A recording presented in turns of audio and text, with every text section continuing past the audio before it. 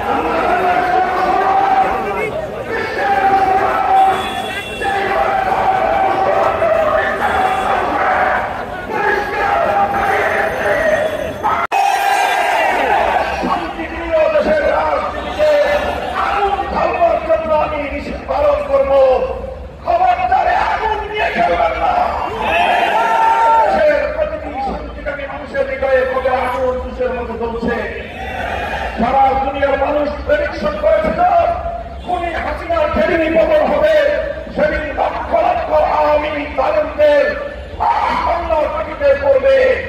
এটাই ছিল সকল মিডিয়া এবং দেশি আন্তর্জাতিক পর্যবেক্ষকদের পূর্ব ধারণা।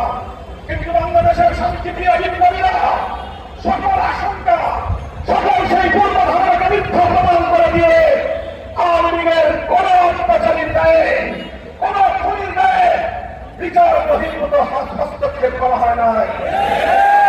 তারা এখন সেই সুযোগ পেয়ে আবার এই বাংলার মাটিতে সৈন্যের রক্তের দাগ মুছে দেওয়ার পূর্বেই রাজনীতি করবার দিবাস্বপ্ন দেখছে। পরিষ্কার ভাষায় বলে দিতে চাই